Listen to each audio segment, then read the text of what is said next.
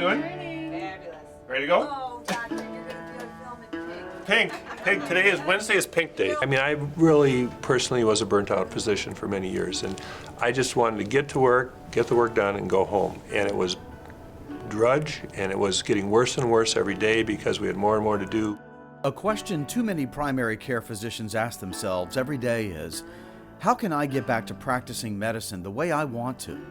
How can I look forward to my days of helping to heal patients and leave my practice every day fulfilled and energized? In the current world of primary care medicine, these may be the most important questions any physician can ask. So I actually spent a fair amount of time thinking through, well, what do I like? What brings me satisfaction in my work? And then I started to think about, well, what do I think the patients want? And there was a lot of overlap. And a lot of how I was spending my day wasn't on either of those things. So then I thought, well, okay, how do I clear the primary space of all the excess and focus on the important work? Christine and Tom Sinski have spent the better part of 25 years asking, and more importantly, answering these questions. Their thriving Dubuque, Iowa primary care practice is a well-oiled machine. They see more patients, they get better results, and they all feel they are part of something that works well.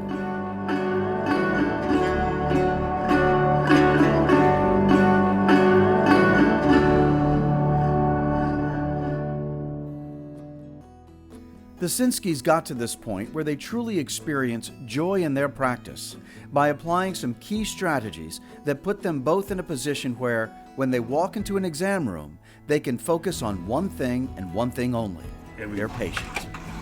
Hi, Miss Walsh. Hello. We're checking back on you. A lot better than I was, Doctor. The key to this transformation was a decision to train their nurses and ask them to take on greater responsibilities in the patient care model.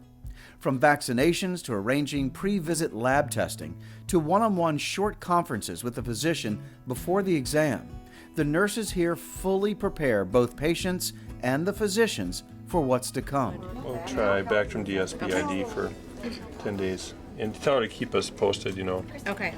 They know the entire process, and so I think that for me has really increased my trust and reliance on my nurses, and they're getting ahead of me almost in terms of having things prepared because they know what's going to happen next.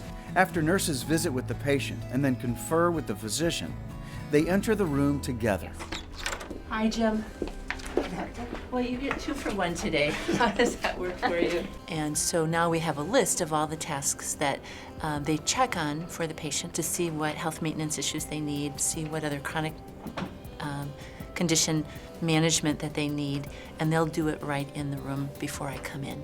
That has lifted a lot of weight off of my shoulders. With that weight off their shoulders, the Sinskis can fully focus on what matters most. Are you okay with trying that? Yeah, do you think I'll be okay with my stomach? And this team is on a never-ending journey to greater degrees of excellence. They take the time to hold regular meetings where everyone has a strong voice.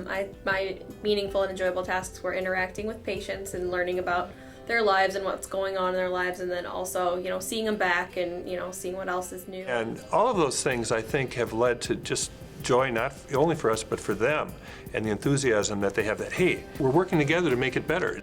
The thing that I've learned with having a team is that they come to our practice and they not only get attention from me, they have this directed attention of the nurse who that particular day is rooming them, asking their questions, the nurse that's on the phone with them. Our nurses know our patients personally because they're with us. For the Sinskis, this transformation has taken a lot of time and a significant commitment to train nurses to the top of their skill level. Yet in Virginia, there are steps practices can take right now to get closer to this more fulfilling and more profitable primary care practice. Virginia Commonwealth University, in association with Virginia Center for Health Innovation, Virginia Health Quality Center, George Mason University, and Community Health Solutions, is offering to help primary care practices take that step forward and find joy in their own practices. Practices that enroll in this grant-funded practice improvement initiative will receive personalized coaching and consultation in order to bring the improvements to their practice.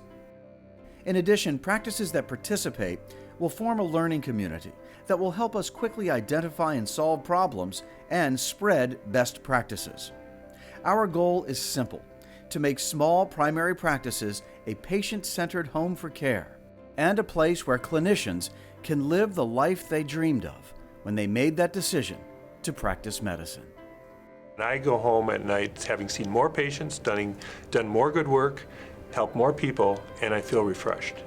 And it has to do with the fact that through engineering the practice, I do the things during the day that I'm meant to do, that I was trained to do as a doctor, so I am happy.